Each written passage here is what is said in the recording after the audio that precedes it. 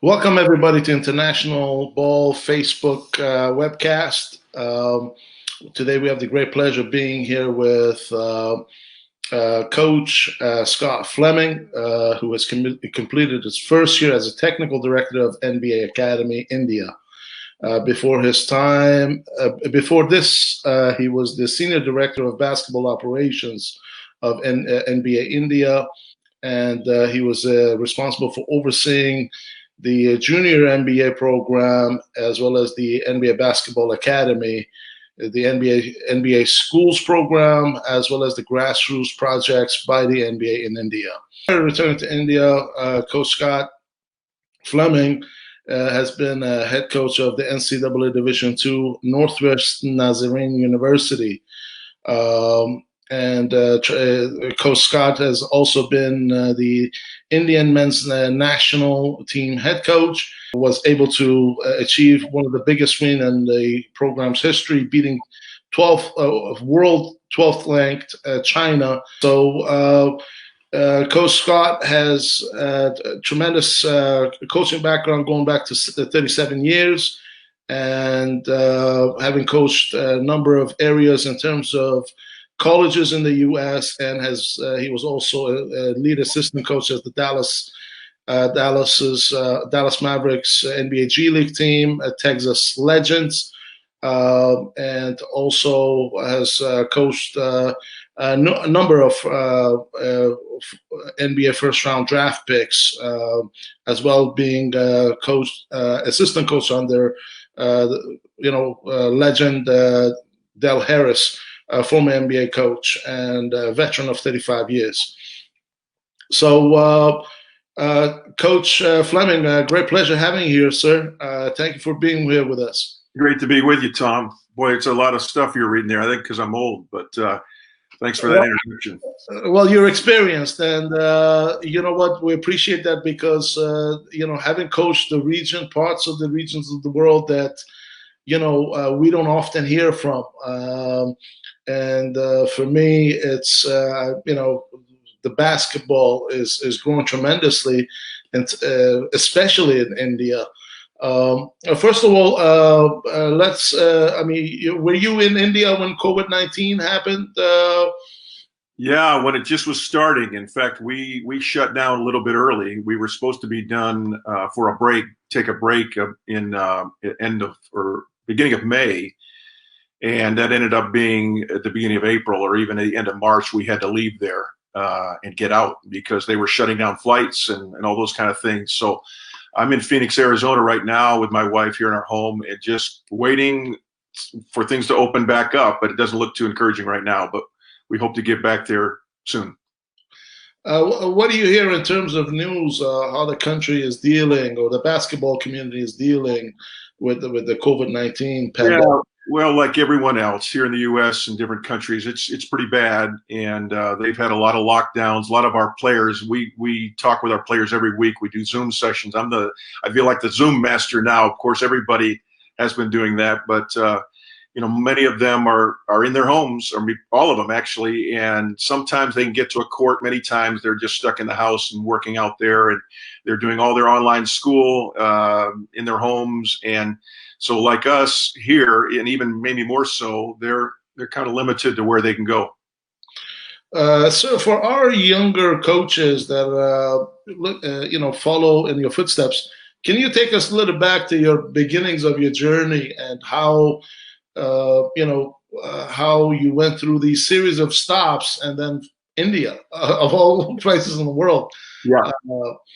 Yeah. Well. Just it wasn't too long ago. I didn't know anything about basketball in India, but I sure do now after 5 years there. But no, I started when I was 24 years old as an assistant coach at the college level, at the NAIA level.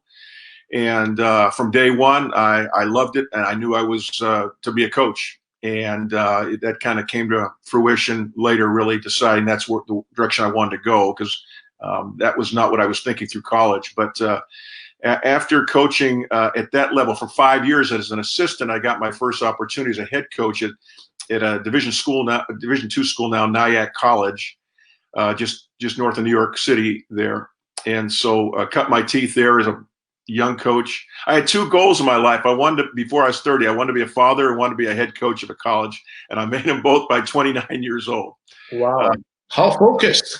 Yeah. So I was there for 3 years, and then I headed over to the school that I graduated from. I had played at Mount Vernon Nazarene University in Ohio. And I was the athletic director and head basketball coach there. And that's where I stayed the longest. And then there was a time there where I was kind of ready to move on and have another challenge. And I got a call from a former player named Donnie Nelson. And at this time, Donnie Nelson now was the president and GM of the Dallas Mavericks. And he had played for me at Wheaton College when I was a young assistant there. And he said, Coach, he still called me Coach. He said, I'm buying and starting a new, at that time, D-League team, the Texas Legends, and I want you to come and help me start this team.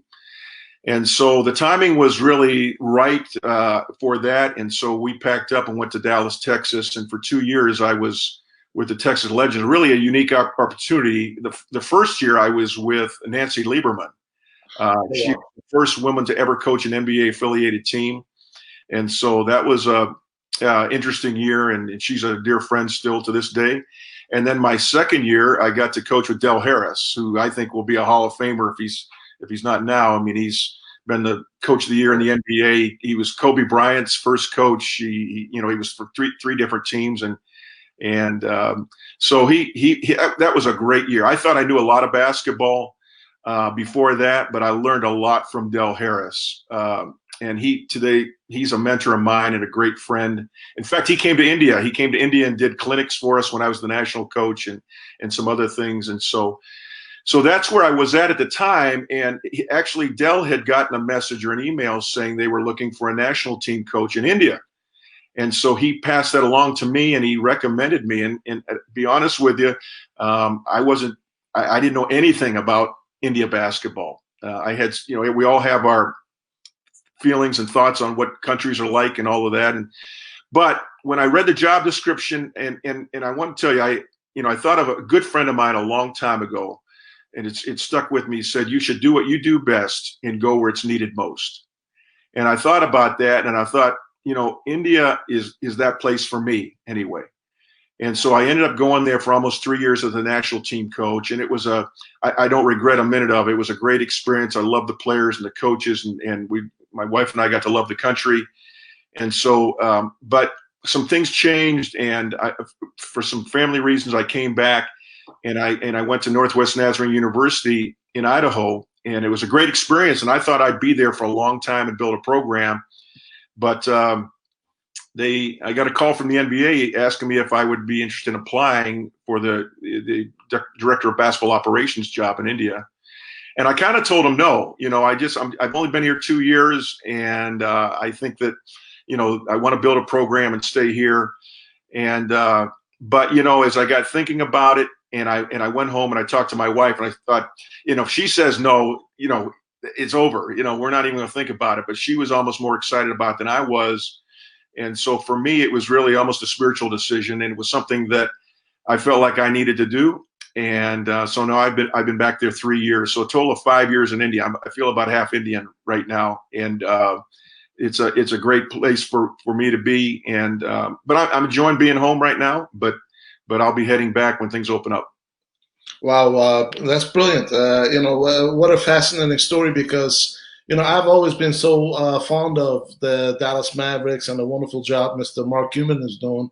In fact, I hosted one of my mentors, Mr. Jim Kelly, who's been, in Toronto, is also scouting. I actually hosted him here, about a few weeks ago here. So small world. Yeah, well, it all came. People asked me about it, and Donnie Nelson was at Wheaton College his junior and senior year, and we just struck up a great coach-player relationship. And he went on to, join his dad, I think, at Golden State at that time. And when I was coaching Donnie, Big Don was the head coach of the Milwaukee Bucks. And then he ended up, in Dallas years later with Mark Cuban. Donnie was his assistant, and they moved him up to be the general manager. And now he's the president, and I think he's the longest standing president in the league, GM. And he has a great relationship with Mark Cuban, and they've done pretty well. They had a great run. And it looks like they're going to start another one here probably.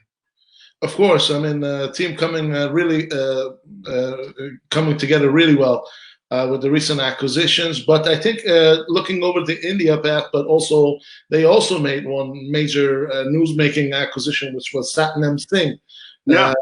a few years back. So, what was I think was that the beginning of the journey of sort of this NBA team with India, or maybe the beginning of your journey? Well, no, of course, I had been with the Texas Legends prior to that, but when they were looking at Sutton, Donnie had called me and asked me about him, and so I gave him an honest opinion. And in fact, when they drafted him, we got on a three-way call to talk to Sutton with Donnie and I, and that was a great thing for India, a great thing for Sutton. He played on the first national team I had when I first got there to India when we were in the Asia Championships. And to this day, in fact, we just interviewed him. We brought him on a Zoom session with our players here a few weeks ago. But anyway, that was a great event. But we've had some other players do some great things. Amjot Singh and Amrit Mann both played in Japan, and they had never had any pro players, prior to that. And Amrit Paul ended up going to Australia to play, and we've had a few others. And now, we've had this recent acquisition of Prince Paul being selected for this select team for the G League, which is again great news for the NBA. Absolutely. You mentioned about Satnam Singh. We actually had him here who played in NBL Canada in St. John's, Newfoundland. Right. I knew that. Yeah. Yeah, and it just goes to tell you what a small world it is. I mean, here I am one time watching him in the NBA being drafted into the NBA D League, and now, with the NBA, playing with the national team, the Asian Championships and Asian Cups. For a region that I actually follow a lot of tremendous basketball versus a lot of powerhouses like Iran.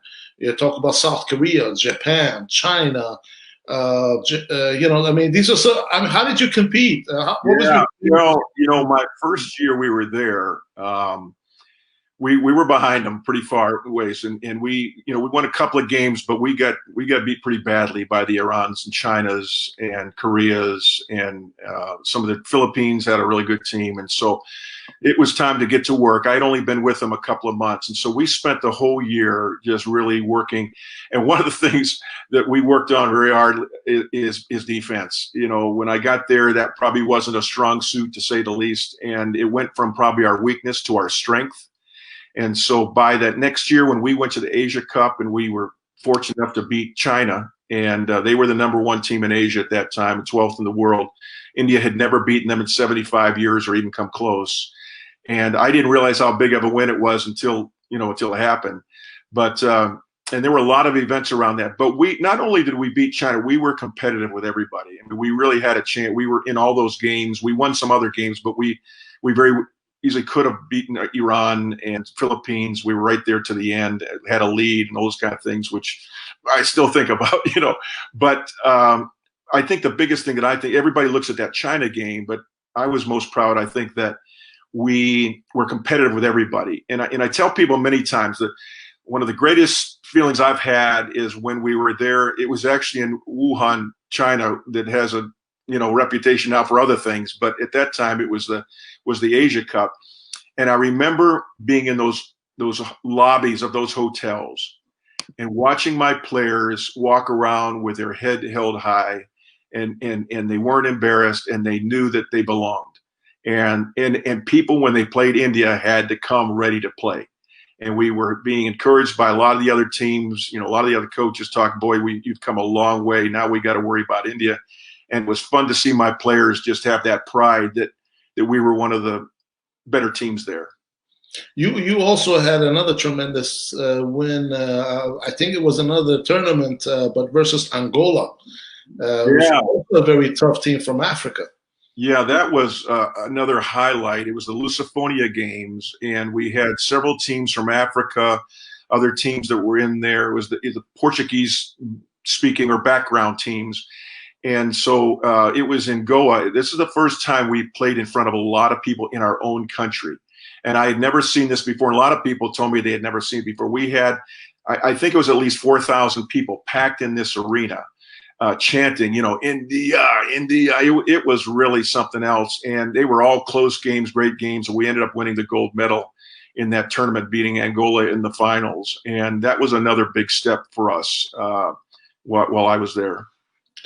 Of course. And recently also, I think Sacramento Kings were also hosted the preseason game in India also.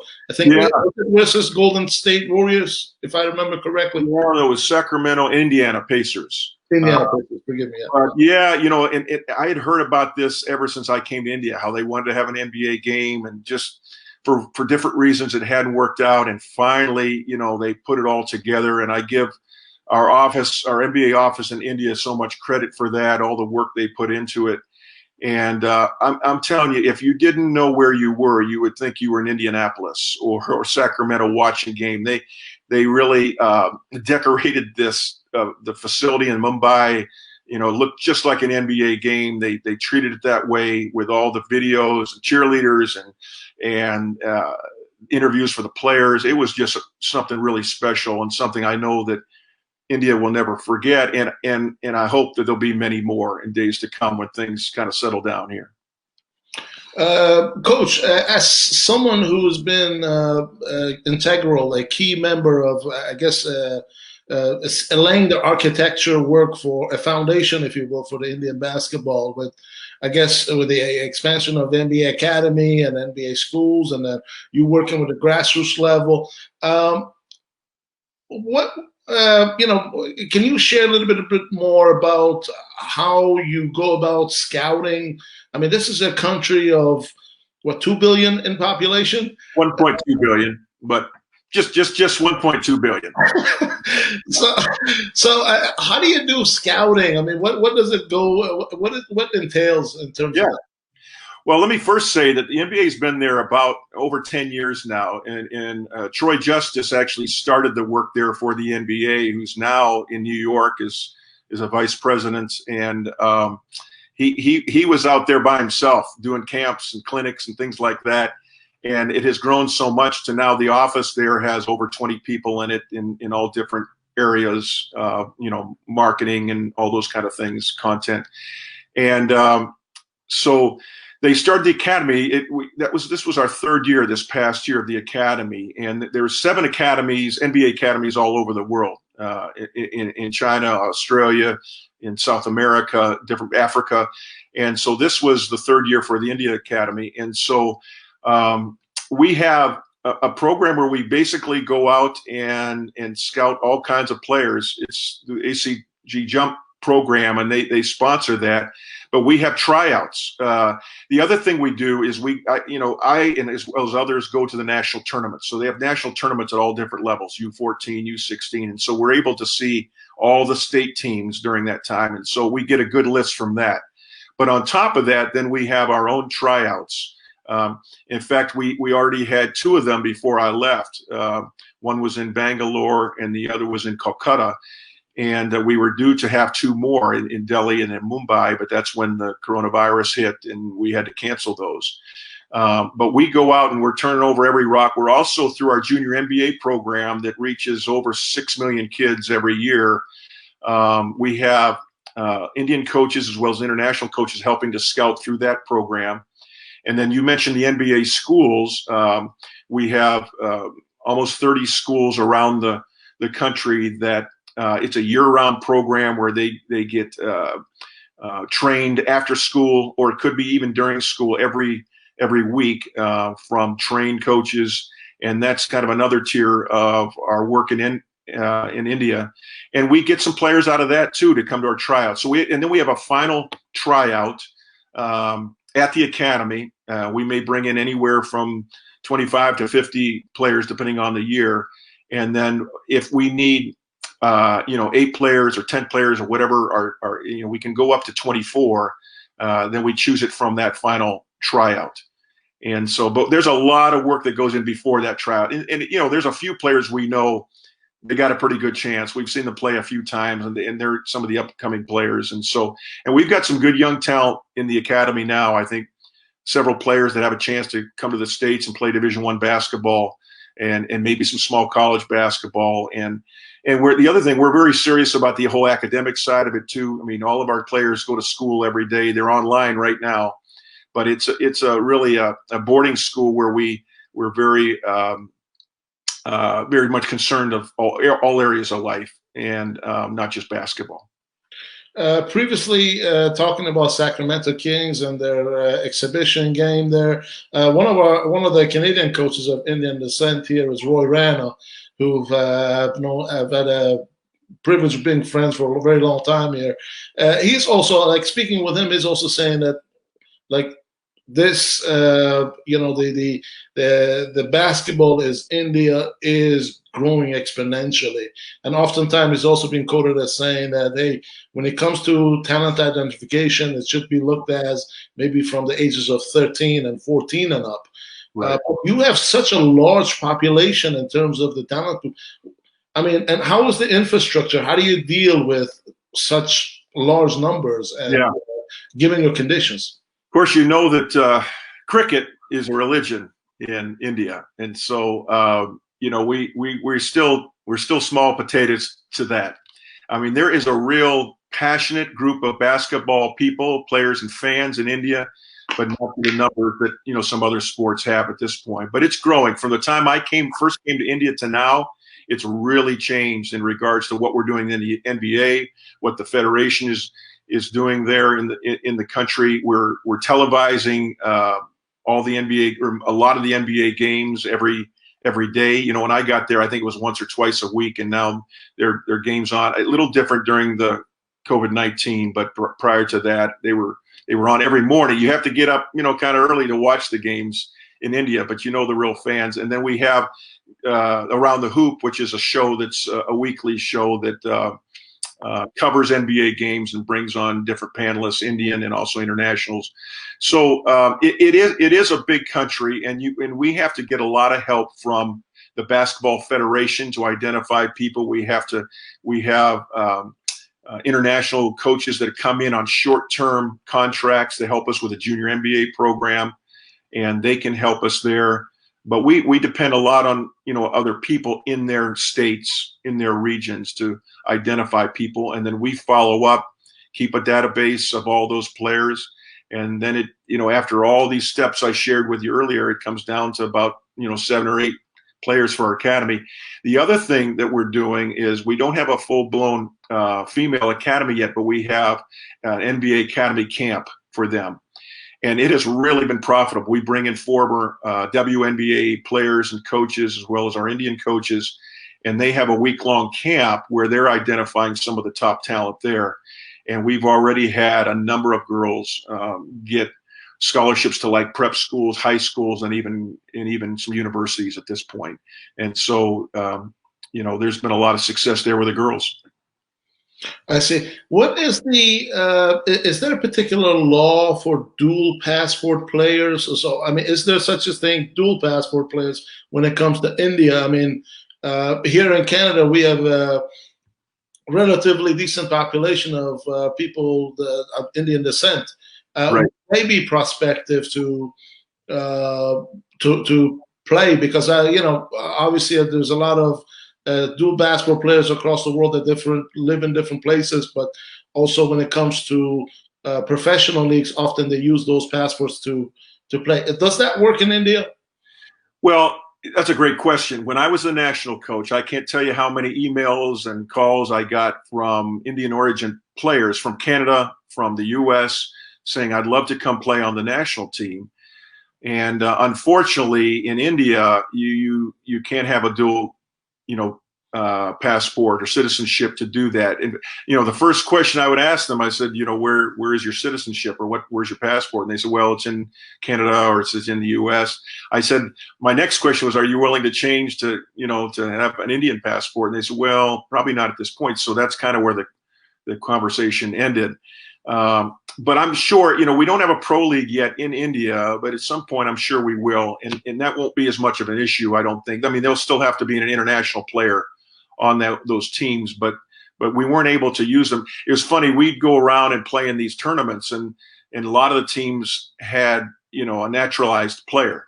and they were usually either somebody from the U.S. or somebody like that.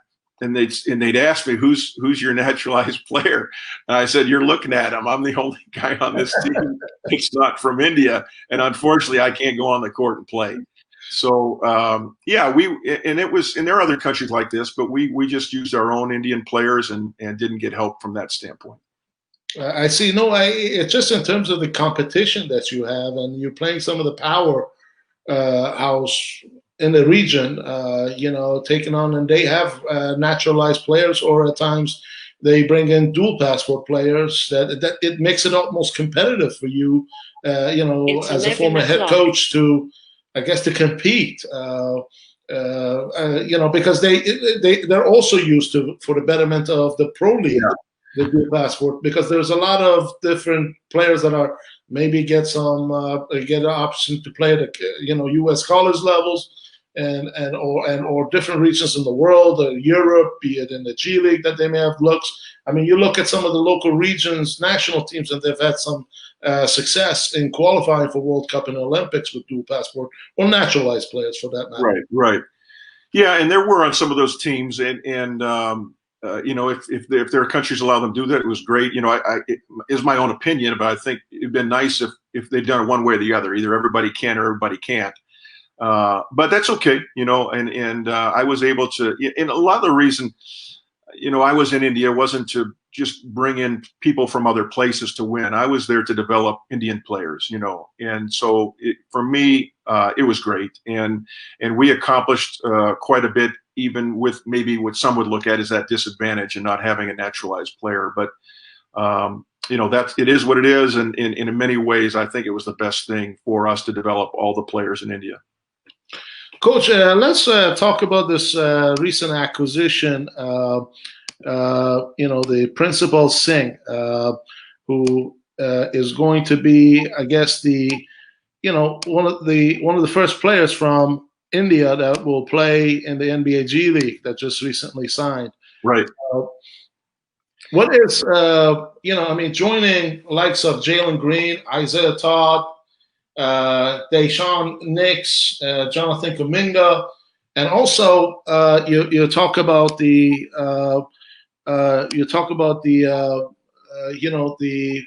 I guess internationalization of the G League. So it seems, at least anyway, from the recent two acquisitions, one from Philippines and now from. Talk to me a little bit about your player here, Principal, and what he would bring to the G League team. Well, Principal is a great talent, young man. He's 6'10", very long. He's very athletic. And he was at our Indian Academy prior to me being the head coach there, but I had contact with him in my other position. But we saw him grow so much, and then we sent him to the Global Academy in Australia, where he's been the last 2 years.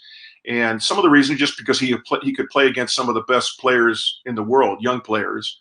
And so Marty Clark did a great job with him there at the NBA Global Academy, and now he's had this chance, and probably he may have been drafted anyway this year, but because they had this select team where they were bringing in some of the top players from the U.S., he was fortunate, and I won't say just fortunate, he's earned it to be selected on that team. So he's going to have every opportunity to show what he can do, and I think he's got a lot of potential.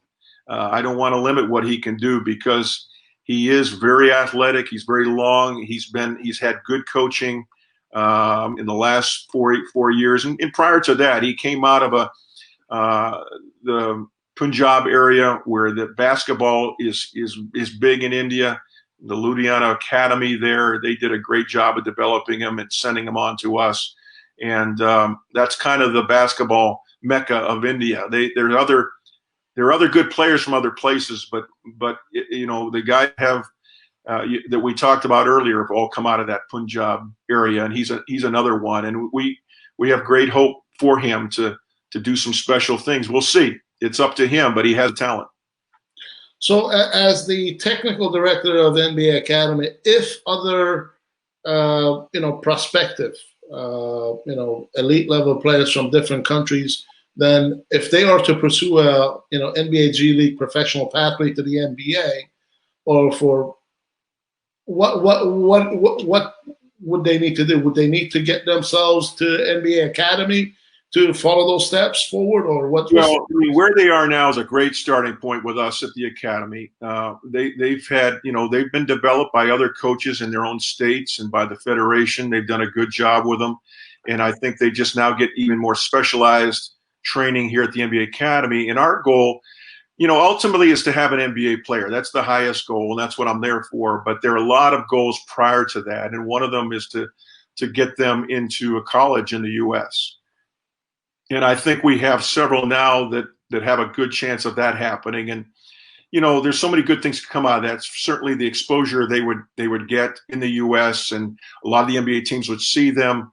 A great part of that would be getting an education and having, we tell all these guys, and I tell them that, there are great players in the U.S. that never really make it in the NBA, great college players, great, G League players that never really get their chance. And so you can never count on it. That should be your goal. I tell them, hey, shoot for the NBA, but there are other goals that you can really be proud of. And one would be at the college level. And if perchance they didn't go on to play in the NBA, certainly, there are other opportunities in Canada and in Europe and Australia and all over the world now to play pro basketball. But even if that doesn't happen, to get that college degree, to get a major that you can get a job in, there's so many good things can happen out of that. So, the ultimate goal is to get them to the NBA, but we're shooting for some other goals prior to that. We want to help the national team in India. I think we're doing that. I think we had like 8 of our players play on the U16 national team this past year from the academy. And it's not only us, but the development they've had from the federation, from their state coaches, and then I think we've just helped that along. But yeah, I think college in the U.S. would be that next step in many ways for our players to either get to the NBA or have other great opportunities in life. So where is the current, status of the local basketball league? I don't know if this the professional league, you can call it, or the local basketball league, the Indian basketball league, and how long, or is there a professionalization plan in place to, considering that there is enough infrastructure, and I think that's been a key ingredient that's often talked about, is there infrastructure to host these teams after the success of the NBA exhibitions there?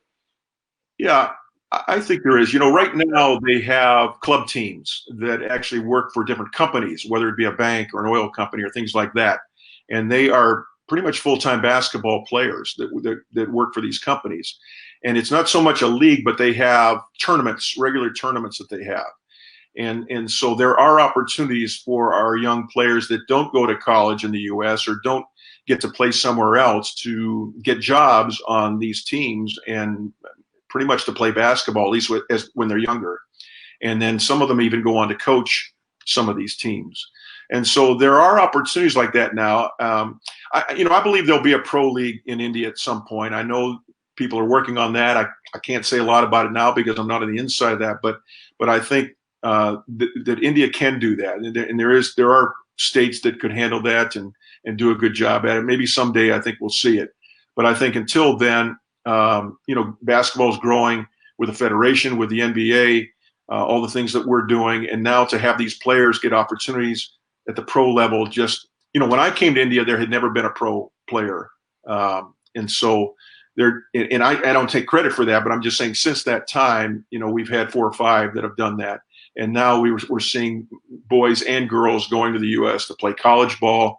Those are all new things in the last 10 years that we didn't see before. And so I'm excited to see what's going to happen in the next 10 years. And hopefully we'll be watching somebody on the court playing for the NBA. And, we've always had this comparison to getting the next Yao Ming, that because he did so much for China. And that's a lot of pressure to put on a player, but at least, we're hoping at some point, I think it'll happen to see somebody running up and down the court on the NBA, on an NBA team and making an impact, and all of India being proud to see them. But we've already had a lot to be proud of, but there's some more steps to go. Of course, someone wise once said, "Journey to 1,000 miles starts with one step." I think that one step has already been taken just that following is coming. And I see that. Yeah, it has. Like I say, with all the players that have played professional ball and already at this point at different levels, and what the national team has done and all of that, I think it's important. And the NBA, I know it's a priority to be in India. And I have a great staff there at the NBA Academy. We have a full gym, weight room that we just had installed, an elite weight room. We have one of the nicest facilities in India to practice in. We've got a great player development coach in Ron Cass. He's in LA right now, but I think he's one of the best in the world, to be honest with you. And these guys have the privilege to work with him every day. And we have great people on staff there now. Shiv Kumar is our operations guy. He's a young man out of Bangalore that kind of keeps us all together. We just he moved on, but Todd Gates, that was with us, is our S&C coach, did a great job. So I really am working with some great people, and I think we're developing these young men best we can. That's brilliant. I really enjoy watching different parts of the world blossom their basketball, and India's certainly been, always a pleasure to just keep an eye on following the basketball in the region. Coach, thanks so much for doing this with us. Any final words? No, I really appreciate it. Anytime I can promote the game of basketball or talk basketball, that's more than my hobby, but my love in life, and just below my God, my family, and basketball is pretty close, after that.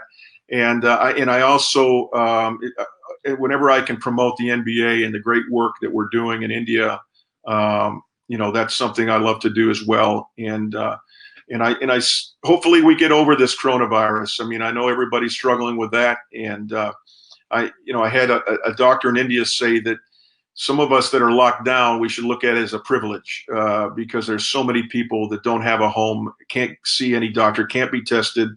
And so as frustrated as we can be about this, if you are able to be in a home and locked down, it is a privilege. And so I hope people look at it that way. But hey, thanks so much for having me on and hearing about a little bit about me and hopefully more about basketball in India and the NBA.